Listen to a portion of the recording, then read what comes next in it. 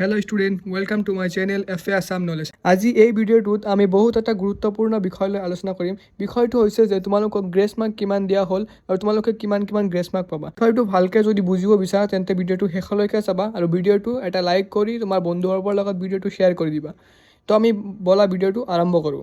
প্ৰথমে তোমালোকৰ সন্মুখত মাৰ্কশ্বিট এটা মই দেখাই আছোঁ। এই মাৰ্কশ্বিটত তোমালোকে ভালকৈ নম্বৰকেইটা চোৱা। তো নম্বৰকেইটা চোৱাৰ পিছত চাবা তোমালোকক গ্ৰেছ মাৰ্ক কিমান দিয়া হৈছে আৰু কেনেকৈ দিয়া হৈছে। তোমালোকৰ 6টা ছাবজেক্টৰ ভিতৰত তোমালোকে যদি যিকোনো এটা ছাবজেক্টত তোমালোকৰ বেয়া হৈছে আৰু বাকী 5টা ছাবজেক্ট তোমালোকে ভালকৈ লিখিছা, মানে তোমালোকৰ ভাল মাৰ্ক এটা পাবা। তো সেই ক্ষেত্ৰত কি হয় জানানে, তোমালোকৰ যদি সেই এটা ছাবজেক্টত যদি কিবা 5 মাৰ্ক 6 মাৰ্কো যদি কম থাকে, তো সেই ছাবজেক্টত তোমালোকে আৰামছে গ্ৰেছ মাৰ্ক লৈ পাছ কৰিব পাৰিবা। কিবা এটা 7-8 থাকিলেও চিন্তা কৰিব পৰা যায় যে তোমালোকৰ বাকী ছাবজেক্টকেইটা বহুত ভাল হৈছে, তো এই ছাবজেক্টত যদি অলপ বেয়াও হৈছে তো তাতো কোনো প্ৰব্লেম নহয়। কিন্তু তোমালোকে যদি ভাবি আছা যে 2-3টা ছাবজেক্টত তোমালোকৰ বেয়া হৈছে, বাকী 3টা ছাবজেক্ট তোমালোকৰ ভাল হৈছে, তো সেই ক্ষেত্ৰত কি হ'ব, সেই ক্ষেত্ৰত চোৱা তোমালোকৰ প্ৰবাবিলিটি বহুত কম যে তোমালোকে 5-6 মাৰ্ক গ্ৰেছ মাৰ্ক পাবা। 1-2 গ্ৰেছ মাৰ্ক হ'লে দিব পাৰে।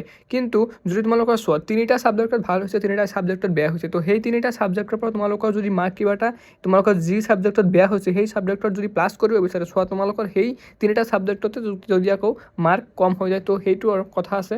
তো তাৰপিছত তোমালোকে চোৱা 2টা ছাবজেক্টত যদি তোমালোকৰ গ্ৰেছ মাৰ্ক লাগে, 2টা ছাবজেক্টৰ ক্ষেত্ৰত কি হ'ব তোমালোকে জানানে, 2টা ছাবজেক্টৰ ক্ষেত্ৰত তোমালোকে হয়তো প্ৰবলি পাই যাব পাৰা। 50% চান্স আছে পাই যাবা, 50% চান্স আছে নাপাবও পাৰা। কাৰণ কি তোমালোকৰ 4টা ছাবজেক্ট যদি মানে এভাৰেজ হৈছে, এভাৰেজ হৈছে, তাৰ পৰা ইয়াতে মাৰ্ক আনিবলৈ কোনো মানে সক্ষম হোৱা নাই টিচাৰসকলে, তো সেই ক্ষেত্ৰত তোমালোকে কি কৰিবা, সেই ক্ষেত্ৰত তোমালোকে মাৰ্ক নাপাবা। কিন্তু যদি বাকী 4টা ছাবজেক্ট তোমালোকে ভাল হৈছে, তেনেহ'লে 2-3 কৰি গ্ৰেছ মাৰ্ক দি কিনে পাছ কৰাই দিয়ে। আমি এই কথাষাৰ কৈছোঁ ভিত্তি কৰি আমাৰ যিটো মাৰ্কশ্বিট তোমালোকক দেখুওৱা হৈছে, এই মাৰ্কশ্বিটটোৰ ওপৰত ভিত্তি কৰিহে তোমালোকক সেই সকলো তথ্যবোৰ দিয়া হৈছে। একৰ্ডিং টু সেৱা বোৰ্ড তোমালোকে এই কেইটাত মানে পৰ্যায়েৰে তোমালোকে মাৰ্ক পাব পাৰা।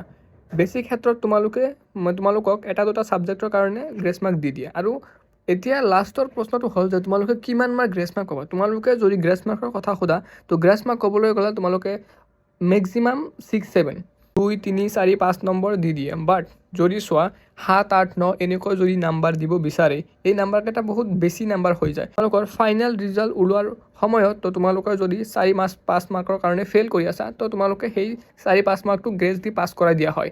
যদি তোমালোকৰ 10-15 মাৰ্কছ মানে যদি লগা হৈ যায়, তেন্তে এই প্ৰচেছটো অলপ টাফ হৈ যায় যে তোমালোকে কেনেকৈ 10-15 মাৰ্ক বেছি দি দিব। 7-8-5-6 এনেকৈ দি দিয়ে বাকীকেইটা ছাবজেক্ট যদি তোমালোকৰ ভাল হয়। তো আজিৰ ভিডিঅ'টো আমি ইয়াতে শেষ কৰিছোঁ। কোনোবাই যদি আমাৰ চেনেলত নতুনকৈ আহিছা, চেনেলখন ছাবস্ক্ৰাইব কৰি দিবা আৰু লাইক এটা কৰি বেল আইকনখন প্ৰেছ কৰি দিবা। ধন্যবাদ।